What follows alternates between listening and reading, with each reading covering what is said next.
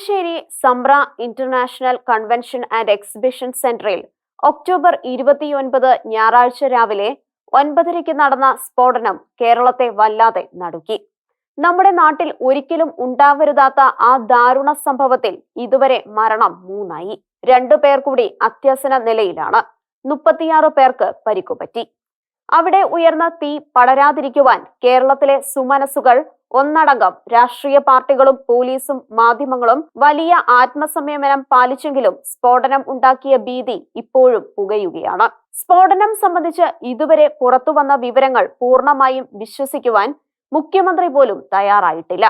അദ്ദേഹം അക്കാര്യം തുറന്നു പറയുകയും ചെയ്തു. സംസ്ഥാന പോലീസിന്റെ ഇന്റലിജൻസ് പ്രവർത്തനങ്ങൾ കൂടുതൽ ജാഗ്രതയുള്ളതാക്കുമെന്നു കൂടി അദ്ദേഹം പറയുമ്പോൾ കേരളത്തിൽ കാര്യങ്ങൾ മെച്ചപ്പെടാനുണ്ട് എന്ന് ഭരണത്തലവൻ തന്നെ സമ്മതിക്കുകയാണ്. സ്ഫോടന ദിവസം ഉച്ചയ്ക്ക് 1:30 ഒരു മനുഷ്യൻ തൃശൂർ ജില്ലയിലെ കൊടകര പോലീസ് സ്റ്റേഷനിലെത്തി താനാണ് സ്ഫോടനം ആസൂത്രണം ചെയ്തതെന്ന് ഏറ്റുപറഞ്ഞു. അതിനുള്ള ഏതാനും തെളിവുകളും അദ്ദേഹം ഹാജരാക്കി. യഹോവ സാക്ഷികളുടെ ത്രിദിന കൺവെൻഷന്റെ സമാപന ദിനമായ ഒക്ടോബർ 29 രാവിലെ താൻ സ്ഫോടനം നടത്തിയത് ആ സംഘടനയോടുള്ള ആശയപരമായ എതിർപ്പിന്റെ പേരിലാണെന്ന് അദ്ദേഹം പറഞ്ഞു. ആശയപരമായ ഭിന്നതയുടെ പേരിൽ ഒരു തീവ്രവാദ പ്രവൃത്തിയോ? വിശ്വസിക്കുവാൻ വല്ലാതെ വിഷമിച്ചവർക്ക് വൈകുന്നേരം ചാനലിൽ വന്ന സഖാവിന്റെ വിശദീകരണം ഉണ്ടായിരുന്നു. അമേരിക്കയിൽ ഒരു യഹോവ സാക്ഷിക്കാരൻ പണ്ട് ഇതേ കാരണത്തിന് ഇങ്ങനെ ചെയ്തിട്ടുണ്ട് പോലും. AKG സെന്ററിലെ ഗവേഷകർ എത്ര പെട്ടെന്നാണ് കാര്യങ്ങൾക്ക് ഉത്തരം കണ്ടുപിടിക്കുന്നത്. സഖാവിന്റെ വിശദീകരണം കേട്ടപ്പോൾ കുറ്റം ഏറ്റെടുത്തവൻ പറഞ്ഞത് അപ്പാടെ വിശ്വസിച്ച് എല്ലാം അവസാനിപ്പിക്കുകയാണോ എന്ന് സംശയിച്ചു പോയി. പക്ഷേ പിറ്റേന്ന് രാവിലെ മുഖ്യമന്ത്രി പറഞ്ഞു ഒന്നും പൂർണ്ണമായി വിശ്വസിക്കുന്നില്ല. കൊടകര പോലീസ് അദ്ദേഹത്തെ കളമശ്ശേരിയിൽ എത്തിച്ച് മുതിർന്ന ഉദ്യോഗസ്ഥർക്ക് കൈമാറി. പ്രതി എപ്പോഴും വളരെ കൂളായിട്ടാണ് പെരുമാറിക്കണ്ടത്. തന്നെ ആരോ രക്ഷിക്കും എന്ന് വല്ലാത്ത ഉറപ്പുള്ള ഒരാളെ പോലെ, അല്ലെങ്കിൽ തനിക്കൊന്നും വിഷയമല്ലെന്ന പോലെ. കീഴടങ്ങിയ വ്യക്തിയുടെ പേര് ഡൊമിനിക് മാർട്ടിൻ എന്നാണെന്ന് വന്നതോടെ കേരളം വല്ലാത്ത ഒരു ദീർഘനിശ്വാസം ഉയർത്തി. തന്നെ കോടതിയിൽ ഹാജരാക്കുക, തനിക്ക് കുറ്റം സമ്മതിക്കണം, തന്റെ ഭാഗം വാദിക്കുവാൻ അഭിഭാഷകൻ വേണ്ട, അദ്ദേഹം പറഞ്ഞു. എത്ര ധൈര്യം, ആത്മവിശ്വാസം! കൊച്ചി കടവന്ത്ര സ്വദേശിയായ അദ്ദേഹം 5.5 വർഷമായി തമ്മനം കുത്തപ്പാടിയിലാണ് താമസിക്കുന്നത്. സ്വന്തം ഫ്ളാറ്റ് ഉണ്ടായിട്ടും വാടക വീട്ടിൽ സ്വന്തം വീട് പലർക്കായി വാടകയ്ക്ക് കൊടുത്തിരിക്കുന്നു. 2 മാസം മുമ്പാണ് ഗൾഫിൽ നിന്നും അയാൾ അവധിക്ക് എത്തിയത്. നേരത്തെ സ്പോക്കൺ ഇംഗ്ലീഷ് ക്ലാസുകൾ എടുത്തിരുന്നു. ശനിയാഴ്ച ആരോ അദ്ദേഹത്തെ ടെലിഫോണിൽ വിളിച്ചിരുന്നു. അപ്പോൾ മുതൽ അദ്ദേഹം വല്ലാതെ അസ്വസ്ഥനായിരുന്നു. ഞായറാഴ്ച പുലർച്ചെ 5 മണിക്ക് വീട്ടിൽ നിന്നും ഇറങ്ങി എന്നതല്ലാതെ ഭാര്യയ്ക്ക് ഡൊമിനിക്കിന്റെ സ്ഫോടന പദ്ധതികളെക്കുറിച്ച് ഒന്നും അറിയില്ലത്രേ. ഭാര്യയുടെ അമ്മ കൂടി സംബന്ധിച്ച കൺവെൻഷൻ ഹാളിലാണ് അദ്ദേഹം ബോംബ് വെച്ചത്. അമ്മയ്ക്ക് ഒന്നും സംഭവിക്കാത്ത വിധം അകലത്തിലാണ് ബോംബ് വെച്ചതെന്നും അദ്ദേഹം പറഞ്ഞതായാണ് റിപ്പോർട്ട്. 6 വർഷമായി യഹോവ സാക്ഷികളുമായി പിണങ്ങിക്കഴിഞ്ഞ അദ്ദേഹം അന്ന് രാവിലെ കൺവെൻഷൻ സെന്ററിൽ എത്തി. ആദ്യ ശ്രമത്തിൽ ബോംബ് പൊട്ടാത്തതുകൊണ്ട് തിരിച്ചു വന്ന് സ്വിച്ച് ശരിയാക്കിയ ശേഷം ബോംബ് പൊട്ടിച്ചു. പരിചയമുള്ള ആരും അദ്ദേഹത്തെ ഇതിനിടയിലൊന്നും കണ്ടിരിക്കില്ലേ. താൻ ഒറ്റയ്ക്കാണ് എല്ലാം ചെയ്തത് എന്ന് ആർക്കും ബോധ്യം വരുന്നത് പോലെ അദ്ദേഹം വിശദീകരിച്ചതായാണ് വാർത്ത. അതിനുള്ള തെളിവുകളും ഉണ്ടായിരുന്നു. എല്ലാം കൃത്യം. നേരത്തെ തയ്യാറാക്കിയ തിരക്കഥ പോലെയല്ല. അവസാനം തിങ്കളാഴ്ച പോലീസ് അദ്ദേഹത്തെ പ്രതിയാക്കി കേസെടുത്തു. ഡൊമിനിക് മാർട്ടിൻ പറഞ്ഞതായി പുറത്തു വന്നിരിക്കുന്ന വിവരങ്ങൾ സാധാരണക്കാർക്ക് പോലും നിരവധിയായ സംശയങ്ങൾ ഉണ്ടാക്കുന്നതാണ്. പോലീസിനോടും മാധ്യമങ്ങളോടും എന്തു പറയണമെന്ന് കൃത്യമായ പരിശീലനം കിട്ടിയ ഒരാളെ പോലെയല്ലേ അദ്ദേഹം പെരുമാറിയത്. അദ്ദേഹം പറഞ്ഞ വഴിയിലൂടെ തന്നെ പോലീസിനെ സഞ്ചരിപ്പിക്കാനായോ? അദ്ദേഹം ഒരുക്കിവെച്ച തെളിവുകൾ കണ്ടെടുക്കാനും പോലീസിന് അനായാസമായിരുന്നു. കുടുംബത്തെ ബുദ്ധിമുട്ടുകളിൽ നിന്നും ഒഴിവാക്കുന്നതിനുള്ള പരമാവധി ജാഗ്രത അദ്ദേഹം പുലർത്തിയില്ലേ? അദ്ദേഹം പറഞ്ഞിടത്തെല്ലാം പറഞ്ഞതെല്ലാം ഉണ്ടായിരുന്നു. തനിക്ക് കോടതിയുടെ അഭിഭാഷകനെ വേണ്ട എന്ന് പറഞ്ഞു. കുറ്റബോധം തോന്നുന്നുണ്ടോ എന്ന ചോദ്യത്തിന് ഒരു മറുപടിയും പറഞ്ഞില്ല. അദ്ദേഹം വിശ്വസിച്ചിരുന്ന യഹോവ സാക്ഷി പ്രസ്ഥാനത്തോടുണ്ടായ ആശയപരമായ എതിർപ്പിന് മറ്റുള്ളവരുടെ ജീവനും സ്വന്തം ജീവൻ വരെയും കുരുതി കൊടുക്കുവാൻ സാധാരണക്കാരായ ഒരാൾ തയ്യാറാകുമോ? ഒരാൾക്ക് ഒറ്റയ്ക്ക് ബോംബുണ്ടാക്കി പൊട്ടിക്കത്തക്ക വിധം സാങ്കേതിക പുരോഗതിയിലായോ കേരളം? സ്ഫോടനം നടത്തിയ ശേഷം എന്തുകൊണ്ട് കൊടകരയ്ക്ക് പോയി? എങ്ങനെ പോയി? സ്ഫോടനം നടന്ന ശേഷം കൺവെൻഷൻ സെന്ററിൽ നിന്നും പുറത്തേക്ക് പോയ നീല കാർ ആരുടേതാണ്? അതിനുണ്ടായിരുന്നത് വ്യാജ രജിസ്ട്രേഷൻ നമ്പർ ആണെന്ന് പറയുന്നത് ശരിയാണോ?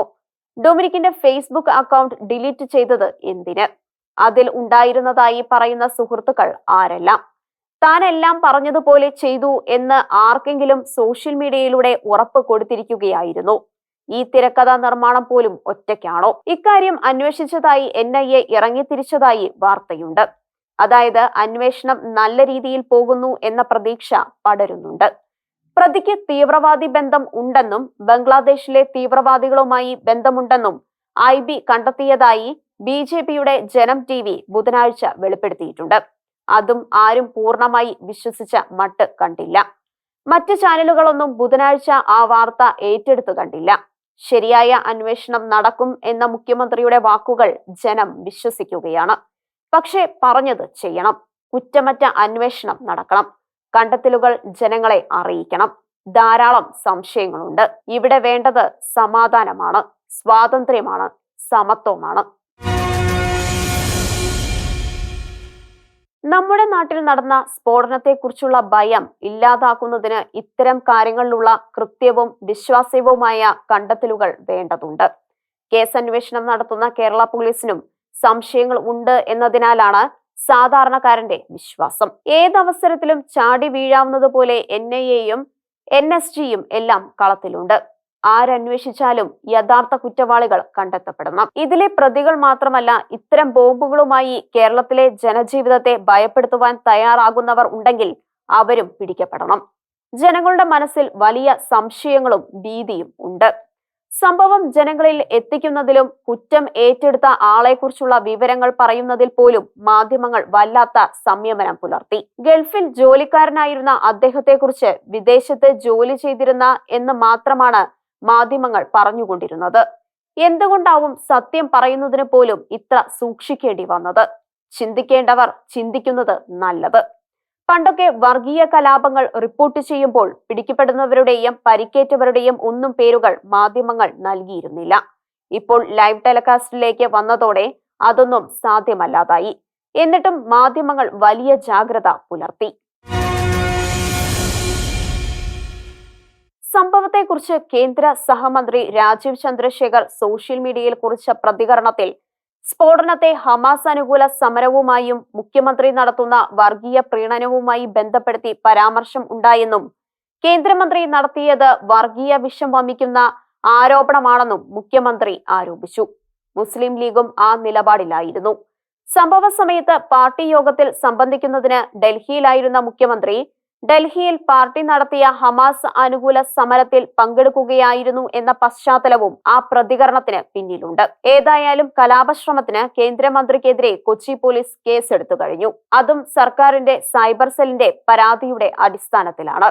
ജാമ്യമില്ലാത്ത വകുപ്പുകളാണ് എടുത്തിരിക്കുന്നത്. അതോടെ സംഘികൾക്കും ലീഗ് നേതാവിന്റെ ഭാഷയിൽ പറഞ്ഞാൽ ക്രിസംഘികൾക്കെങ്കിലും രാജീവ് ചന്ദ്രശേഖർ ഹീറോ ആയി മാറി. BJP ദേശീയ നേതാവായ അനിൽ ആന്റണിക്കെതിരെയും സോഷ്യൽ മീഡിയയിൽ വർഗീയ വിഷം വമിപ്പിക്കുന്ന പോസ്റ്റിട്ടതിന് പോലീസ് കേസെടുത്തു. യഹോവ സാക്ഷികൾ ക്രൈസ്തവരല്ലെന്നും യഹൂദരുടെ ദൈവമായ യഹോവയിൽ വിശ്വസിക്കുന്നവരാണെന്നും മറ്റുമുള്ള കാര്യങ്ങൾ വിശദീകരിച്ച മുതിർന്ന മാധ്യമ പ്രവർത്തകനും അഭിഭാഷകനും ഇടതുപക്ഷ നേതാവുമായിരുന്ന സെബാസ്റ്റ്യൻ പോളിനെതിരെയും വല്ലാത്ത പ്രതികരണങ്ങൾ നടത്തി എന്ന ആരോപണം ഉയർത്തപ്പെട്ടിട്ടുണ്ട്. ചിലരുടെ പേര് പറയുന്നത് പോലും കുറ്റകരമാക്കി അവരെ രക്ഷിക്കുവാൻ നീക്കം നടത്തുന്നത് പോലെ വായിച്ചെടുക്കാവുന്ന പ്രവണതകൾ. സംഭവം നടക്കുമ്പോൾ ഡൽഹിയിലായിരുന്ന CPM സംസ്ഥാന സെക്രട്ടറി MV ഗോവിന്ദൻ സംഭവത്തെ ഹമാസുമായി ബന്ധപ്പെടുത്തി സംസാരിച്ചു. അതും വർഗീയ വിഷം ചീറ്റുന്നതായിരുന്നു എന്ന് പ്രതിപക്ഷ നേതാവ് ചിത്രീകരിച്ചു. വർഗീയ വിദ്വേഷം പടർത്തുവാൻ ഗോവിന്ദൻ ശ്രമിച്ചു എന്ന് പറഞ്ഞ് കോൺഗ്രസുകാർ DGPക്ക് പരാതിയും കൊടുത്തതായി പത്രക്കാരെ അറിയിച്ചിട്ടുണ്ട്. തന്റെ പ്രസ്താവനയെ ന്യായീകരിച്ചും താൻ പറയാത്തത് മാധ്യമങ്ങൾ പറഞ്ഞു എന്ന് പറഞ്ഞും ഗോവിന്ദൻ വിശദീകരണവുമായി പിറ്റേന്ന് പത്രസമ്മേളനം തന്നെ നടത്തി. ഗോവിന്ദൻ പറഞ്ഞതിനെ മുഖ്യമന്ത്രി ന്യായീകരിക്കുകയും ചെയ്തു. ഏതായാലും ഈ കുറിപ്പ് തയ്യാറാക്കുന്നതുവരെ അദ്ദേഹത്തിനെതിരെ പോലീസ് കേസെടുത്തിട്ടില്ല.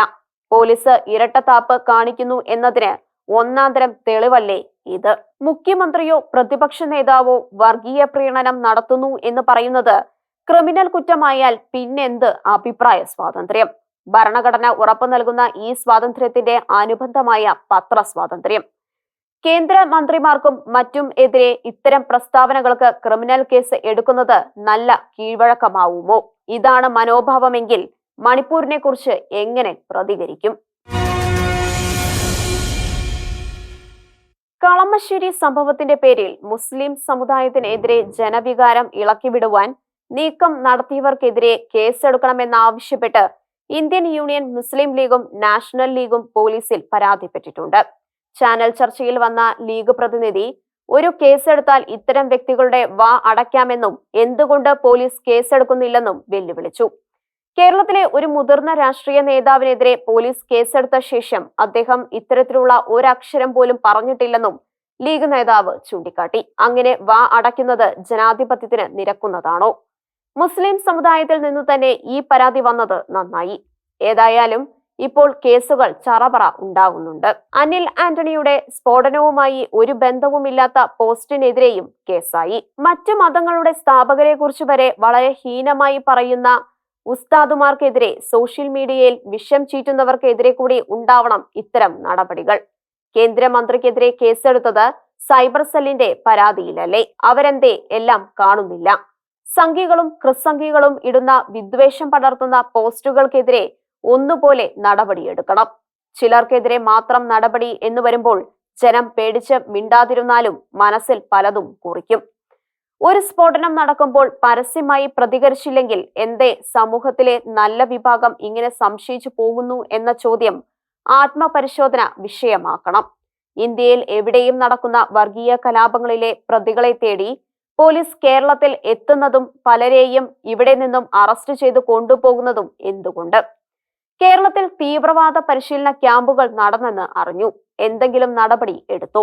കേരളത്തിൽ തീവ്രവാദികളുടെ ആയിരക്കണക്കിന് സ്ലീപ്പിംഗ് സെല്ലുകൾ ഉണ്ടെന്ന് 3 DGPമാർ പറഞ്ഞിട്ട് മുഖ്യമന്ത്രിയുടെ ശ്രദ്ധയിൽ പെടാത്തത് എന്ത്? മുഖ്യമന്ത്രിയുടെ ഏറ്റവും വിശ്വസ്തനായ DGP ലോക്നാഥ് ബെഹ്റ പറഞ്ഞിട്ടും മുഖ്യമന്ത്രിയുടെ ശ്രദ്ധയിൽ പെടാത്തത് എന്തുകൊണ്ട്? ഇത്തരം കാര്യങ്ങളെക്കുറിച്ചുള്ള ആഴത്തിലുള്ള അറിവ് കേന്ദ്രമന്ത്രിക്കുണ്ടാവണം. അദ്ദേഹം അതെല്ലാം പുറത്തുവിടാനും മതി.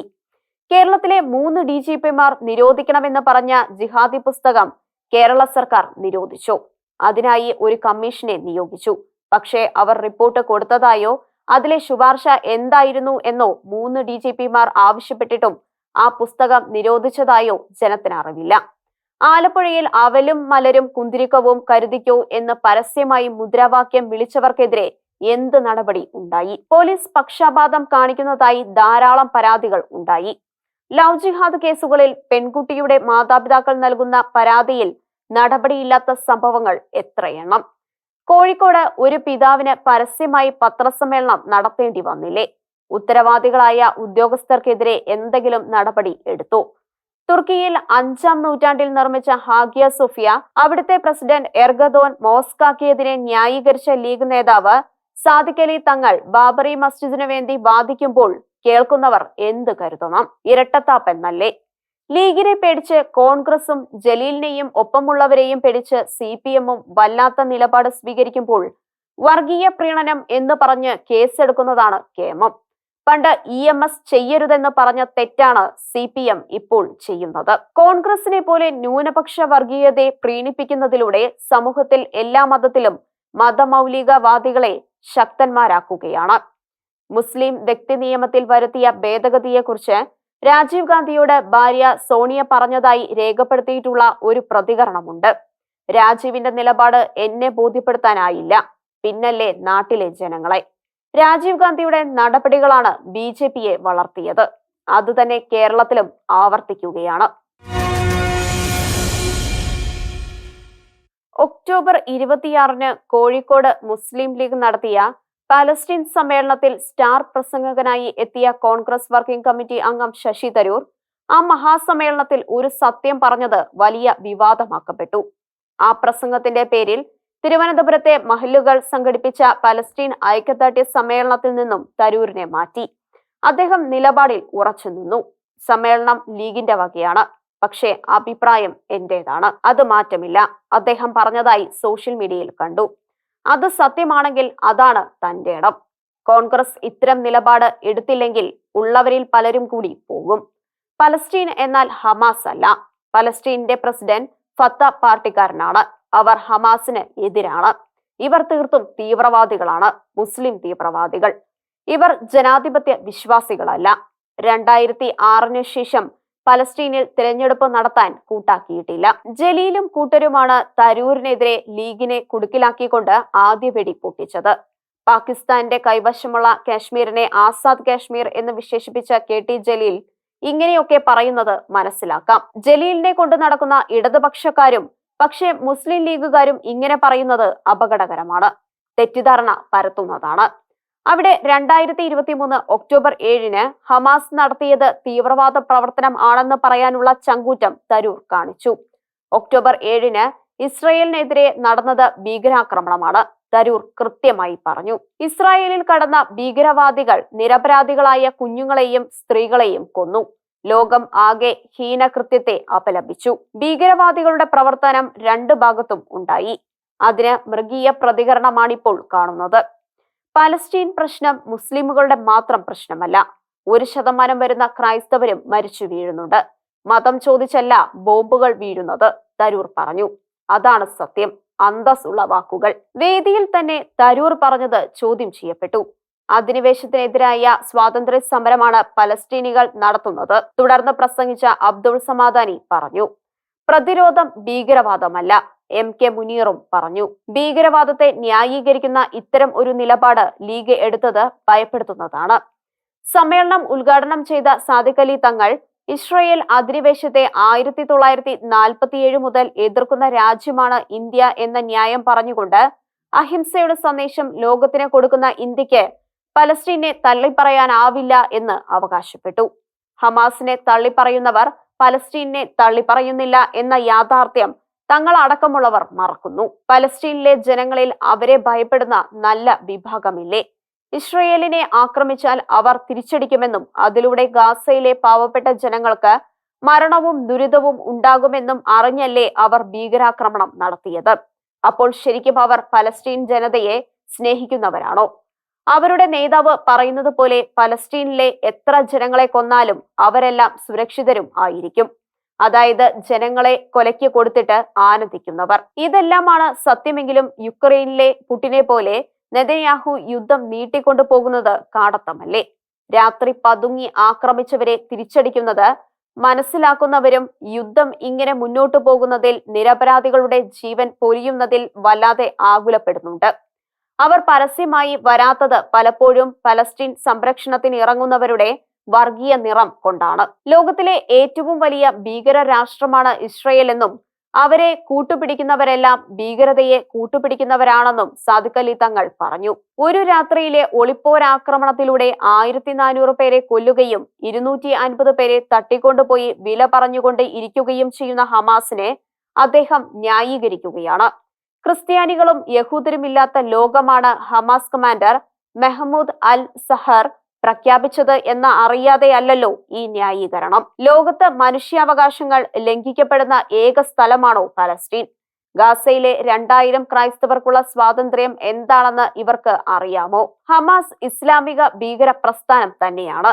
എന്തേ അസർബൈജാനിലെ 10,000 ക്രൈസ്തവർക്ക് എല്ലാം ഉപേക്ഷിച്ച് അർമേനിയയിലേക്ക് പലായനം ചെയ്യേണ്ടി വന്നത്? ഇവിടെ ആർക്കും മനുഷ്യാവകാശം വിഷയമാകുന്നില്ല. മതം നോക്കിയാണോ മനുഷ്യാവകാശം തീരുമാനിക്കേണ്ടത്? മതം ഇല്ലെന്ന് പറയുന്ന മാർക്സിസ്റ്റുകൾ പോലും തീവ്രവാദി സംഘടനയായ ഹമാസിന് വേണ്ടി സമരമിരിക്കുമ്പോൾ ജനം എന്താണ് മനസ്സിലാക്കേണ്ടത്? ഹമാസ് ഇസ്രയേലി പോരാട്ടത്തെ സത്യവിശ്വാസികളും കാഫിറുകളും തമ്മിലുള്ള പോരാട്ടമായി ചിത്രീകരിക്കുന്നവർ നടത്തുന്ന സമരം മനുഷ്യാവകാശ സമരമോ വർഗീയ സമരമോ? CPM നടത്തുന്ന പാലസ്തീൻ ഐക്യദാർഢ്യ പ്രകടനത്തിലേക്ക് മതസംഘടനകളെ വിളിക്കുമ്പോൾ കേരളത്തിലെ ജനം മനസ്സിലാക്കേണ്ടത് ഇവിടുത്തെ പാലസ്തീൻ ഐക്യദാർഢ്യ സമരങ്ങളും മതപരമായ ചടങ്ങുകളാണെന്നല്ലേ? അത് പറയുന്നവരാണോ കുറ്റക്കാർ? ഇസ്ലാമിക ഭീകരവാദം ലോകത്ത് ആകെയും നടത്തുന്ന രക്തചുരിച്ചിലുകൾ, ഭീഷണികൾ, സമാധാന ഭംഗങ്ങൾ കാണുന്നവർ ഈ തീവ്രവാദികളെ ന്യായീകരിക്കുന്നത് കാണുമ്പോൾ ലീഗിന്റെ മതേതരത്വത്തെ സംശയിച്ചു പോവുകയാണ്. മനുഷ്യാവകാശത്തിനും മതസ്വാതന്ത്ര്യത്തിനും വേണ്ടി വാദിക്കുന്നവർ Iraq, Pakistan, Afghanistan, Nigeria, Armenia, Lebanon എന്നിവിടങ്ങളിൽ ക്രൈസ്തവരെ കൊല്ലുന്നതിലെ, ലൈംഗിക അടിമകൾ ആക്കുന്നതിലെ മനുഷ്യാവകാശ ലംഘനം കാണുന്നില്ല. കാശ്മീരി പണ്ഡിറ്റുകളുടെ മനുഷ്യാവകാശത്തെക്കുറിച്ചും മിണ്ടാട്ടമില്ല. മനുഷ്യാവകാശത്തിന് മതം നോക്കി വ്യത്യസ്ത അളവുകോലുകൾ ചാർത്തുന്നതാണോ മതേതരത്വം? കേരളത്തിൽ മുസ്ലിം വോട്ട് നോക്കി നിലപാടെടുക്കുന്നവർ അവകാശപ്പെടുന്നത് പോലെ ഹമാസ് തീവ്രവാദികൾ അല്ലെങ്കിൽ ആരെയാണ് തീവ്രവാദികൾ എന്ന് വിളിക്കാനാവുന്നത്? കശ്മീരി തീവ്രവാദികളടക്കം ലോകത്തിലെ എല്ലാ തീവ്രവാദികളും പറയുന്നത് അവർ നയിക്കുന്നത് സ്വാതന്ത്ര്യ സമരമാണെന്നാണ്. അവർ നടത്തുന്ന ആക്രമണങ്ങൾക്ക് പിന്നിൽ അവർക്ക് ന്യായങ്ങളുമുണ്ട്. അത്രയും ന്യായമല്ലേ ഹമാസിനും ഉള്ളത്? അതെ, ബോംബിന് മതം നോക്കി പൊട്ടാനാവില്ല. ബോംബ് വീഴുന്നിടത്തുള്ളവരെല്ലാം മരിക്കും. പാലസ്തീനിൽ ക്രൈസ്തവരും കൊല്ലപ്പെടുന്നുണ്ടെന്ന് തരൂർ ഓർമ്മിപ്പിച്ചത് എന്ത് മനസ്സിൽ കരുതിയാണ് എന്ന് വ്യക്തം. മുസ്ലിം വോട്ട് നോക്കാത്ത കേരളത്തിലെ ജനങ്ങളിൽ ഹമാസ് അതിക്രമങ്ങളിൽ പ്രതിഷേധമുള്ളവർ ധാരാളം ഉണ്ടെന്നും അക്കൂട്ടത്തിൽ ക്രൈസ്തവരിലെ നല്ല വിഭാഗം ഉണ്ടെന്നും തരൂരിനറിയാം.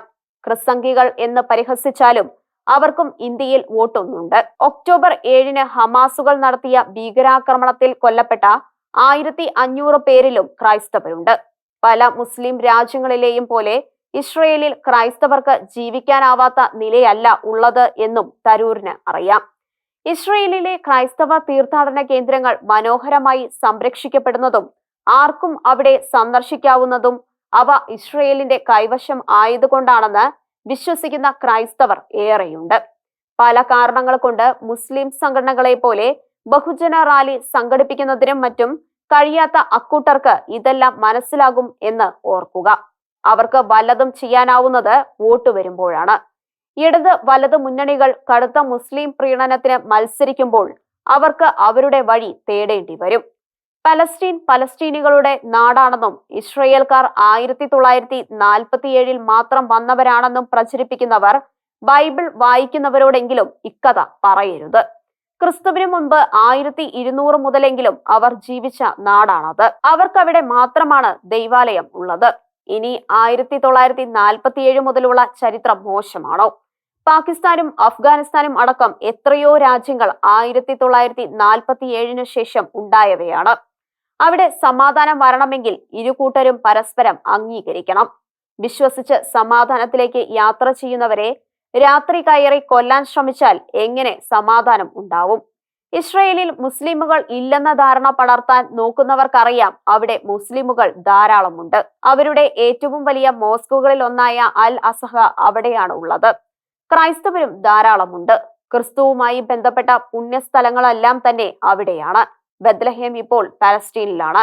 ഫത്താ പാർട്ടി ഭരിക്കുന്ന പാലസ്തീനായിൽ.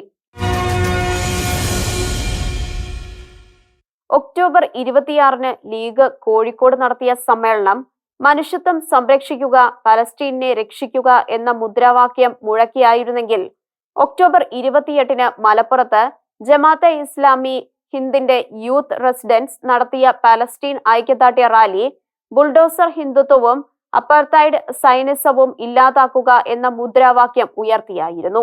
ഹിന്ദുത്വയും ഹമാസുമായി ബന്ധപ്പെടുത്തുന്നതിന് പിന്നിലെ കാരണമെന്ത്? ഇത് വർഗീയതയാണോ?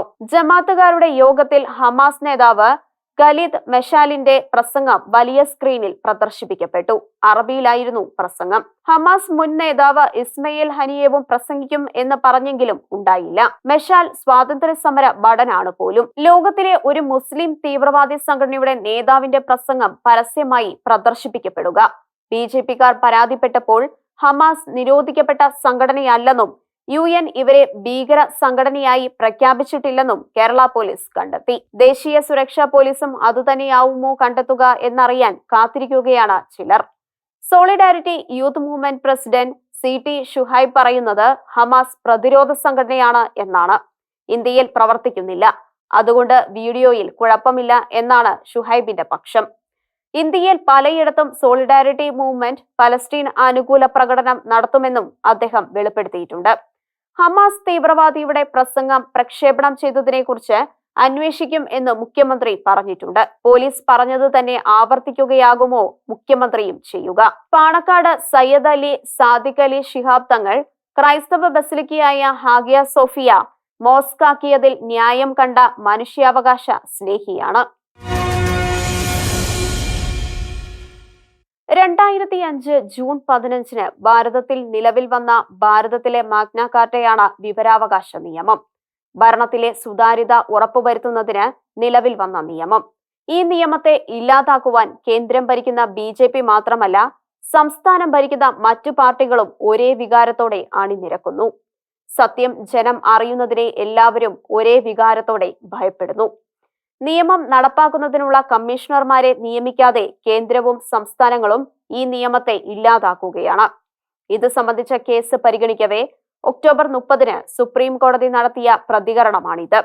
Chief justice DY Chandrachud, JB Pardiwala, Manoj Mishra എന്നിവരടങ്ങുന്ന ബെഞ്ചാണ് വിവരാവകാശ നിയമത്തെ നിർജീവമാക്കുന്ന സർക്കാർ നിലപാടിനെതിരെ പ്രതികരിച്ചത്. ഉടൻ നിയമനം നടത്തണം കോടതി നിർദ്ദേശിച്ചു. കേന്ദ്ര ഇൻഫർമേഷൻ കമ്മീഷനിലെ 11 പദവികളിൽ 7 ഒഴിഞ്ഞുകിടക്കുന്നു. ഇപ്പോൾ ഉള്ളവർ നവംബറിൽ വിരമിക്കും. പകരം നിയമനം നടത്താതിരുന്നാൽ വിവരാവകാശ കമ്മീഷൻ പ്രവർത്തനം നിലയ്ക്കും. ജാർഖണ്ഡിലെ കമ്മീഷൻ 2020 മെയ് മുതൽ നിശ്ചലമാണ്. അവിടുത്തെ കമ്മീഷണർമാരുടെ 11 പോസ്റ്റും ഒഴിഞ്ഞുകിടക്കുന്നു. 3 വർഷമായി കേസെടുക്കുന്നില്ല. തെലുങ്ക് ദേശം ഭരിക്കുന്ന തെലുങ്കാനയിൽ 11 പോസ്റ്റും ഒഴിഞ്ഞുകിടക്കുന്നു. 10,000 കേസുകൾ കെട്ടിക്കിടക്കുന്നു. ത്രിപുരയിൽ 2021 ഫെബ്രുവരി മുതൽ വിവരാവകാശ കമ്മീഷണർമാർ ഇല്ല. മഹാരാഷ്ട്രയിൽ മുഖ്യ കമ്മീഷണർ ഇല്ല എങ്കിലും 4 കമ്മീഷണർമാർ ഉണ്ട്. 1,15,000 അപ്പീലാണ് അവിടെയുള്ളത്. കോൺഗ്രസ് ഭരിക്കുന്ന കർണാടകത്തിൽ 11-ൽ 6 പോസ്റ്റ് ഒഴിഞ്ഞുകിടക്കുകയാണ്. 40,000 കേസുകൾ തീർപ്പാക്കാനുണ്ട്. വിവരാവകാശം നിയമം നാടിന് നൽകിയ കോൺഗ്രസ് ഭരിക്കുന്ന സംസ്ഥാനത്ത് ഇത്തരം സ്ഥിതി വരുന്നത് വളരെ മോശമാണ്. തൃണമൂൽ ഭരിക്കുന്ന ബംഗാളിൽ 3 കമ്മീഷണർമാരാണ് ഉള്ളത്. 12,000 അപ്പീലാണ് തീരുമാനം കാത്തുകിടക്കുന്നത്. ബിജു പട്നായിക്കിന്റെ ഒഡീഷയിൽ 3 കമ്മീഷണർമാരാണ് ഉള്ളത്. 16,000 അപ്പീലുകൾ തീർപ്പാക്കാനുണ്ട്. വലിയ സോഷ്യലിസ്റ്റായ നിതീഷ് കുമാർ ഭരിക്കുന്ന ബീഹാറിൽ ഉള്ളത് 2 കമ്മീഷണർമാർ മാത്രം. തീർപ്പാക്കാനുള്ളത് 8,000 അപ്പീലുകൾ. പൗരാവകാശത്തോട് കൊടിയുടെ നിറം നോക്കാതെ നമ്മുടെ രാഷ്ട്രീയ നേതൃത്വം എങ്ങനെ പ്രതികരിക്കുന്നു എന്നതിന്റെ അടയാളമാണിത്. തിരഞ്ഞെടുക്കപ്പെടുന്ന ജനപ്രതിനിധികൾ സ്വാർത്ഥ നേട്ടങ്ങൾക്കായി പാർട്ടി വിടുന്നത് തടയുവാൻ ഉണ്ടാക്കിയ നിയമമാണ് കൂറുമാറ്റ നിരോധന നിയമം. ഇക്കാര്യത്തിൽ തീരുമാനം എടുക്കേണ്ടത് സ്പീക്കർമാരാണ്. എന്നാൽ പരാതി കിട്ടി എത്ര കാലത്തിനകം തീരുമാനം എടുക്കണം എന്ന് നിയമത്തിലില്ല. ഈ പഴുതു ഉപയോഗിച്ച് സ്പീക്കർമാർ ഈ തീരുമാനം അനിശ്ചിതകാലത്തേക്ക് വൈകിച്ചാൽ ഈ നിയമം ഫലത്തിൽ പ്രയോജനരഹിതമാവും. മഹാരാഷ്ട്രയിലെ സ്പീക്കർ കളിക്കുന്നത് ഈ കളിയാണ്. മഹാരാഷ്ട്ര ഭരിച്ചിരുന്ന മുന്നണിയിലെ ശിവസേനയിൽ പിളർപ്പുണ്ടാക്കി അവരുടെ നേതാവ് ഷിൻഡെയെ പിടിച്ചാണ് BJP മഹാരാഷ്ട്ര ഭരണത്തെ അട്ടിമറിച്ചത്. ഷിൻഡെയോട് ഒപ്പം പോയവരെ കൂറുമാറ്റ നിയമപ്രകാരം അയോഗ്യരാക്കണം എന്ന് കാണിച്ച് സ്പീക്കർ രാഹുൽ നർവേക്കർക്ക് 2022 ജൂണിൽ പാർട്ടി അധ്യക്ഷൻ ഉദ്ധവ് താക്കറെ പക്ഷം പരാതി കൊടുത്തു. ഷിൻഡെ 34 MLA-മാരെ അയോഗ്യരാക്കണം എന്നാണ് പരാതി. അദ്ദേഹം തിരഞ്ഞെടുക്കപ്പെടുന്നതിന് മുമ്പ് കൊടുത്ത പരാതിയാണ്. 2022 ജൂണിലാണ് ഉദ്ധവ് താക്കറെ പക്ഷം പരാതി കൊടുത്തത്. ഇതുവരെ തീരുമാനമായിട്ടില്ല. താക്കറെ പലവട്ടം സുപ്രീം കോടതിയെ സമീപിച്ചു. അവസാനം ഈ ഒക്ടോബർ 30 സുപ്രീം കോടതി പുറപ്പെടുവിച്ച ഉത്തരവനുസരിച്ച് ഡിസംബർ 31 സ്പീക്കറോട് ഇക്കാര്യത്തിൽ തീരുമാനം എടുക്കാൻ ആവശ്യപ്പെട്ടിരിക്കുകയാണ്. അടുത്ത തെരഞ്ഞെടുപ്പ് വരെ തീരുമാനം നീട്ടിക്കൊണ്ടുപോയി നിയമം അപ്രസിദ്ധമാക്കരുതെന്ന് കോടതി നിർദ്ദേശിച്ചു. അതുപോലെ NCP പിളർത്തിയ അജിത് പവാറിന്റെ കൂടെ പോയ 41 MLA-മാർക്കെതിരായ പരാതിയിൽ ജനുവരി 31 തീരുമാനം എടുക്കണമെന്നും സുപ്രീം കോടതി ആവശ്യപ്പെട്ടു. അനുസരിക്കുമോ എന്ന് കാത്തിരിക്കുകയാണ് നിരീക്ഷകർ. നിയമത്തിന്റെ പരിശുദ്ധി കാത്തുസൂക്ഷിക്കുവാനുള്ള ചീഫ് ജസ്റ്റിസ് DY ചന്ദ്രചൂഡ്, ജഡ്ജിമാരായ JB പർദിവാല, മനോജ് മിശ്ര എന്നിവരുടെ നിർദ്ദേശം പാലിക്കപ്പെട്ടില്ലെങ്കിൽ നമ്മുടെ ജനാധിപത്യ സംവിധാനമാണ് കളങ്കപ്പെടുന്നത്. സ്പീക്കർമാർക്കും ഗവർണർമാർക്കും തീരുമാനം എടുക്കുന്നതിന് സമയപരിധി നിശ്ചയിക്കേണ്ടത് അനിവാര്യമായി വരികയാണ്. വല്ലാത്ത കളികളാണ് കളിക്കപ്പെടുന്നത്. ഷിലോവിന്റെ കാഴ്ചകൾ ഇനി അടുത്ത ആഴ്ച.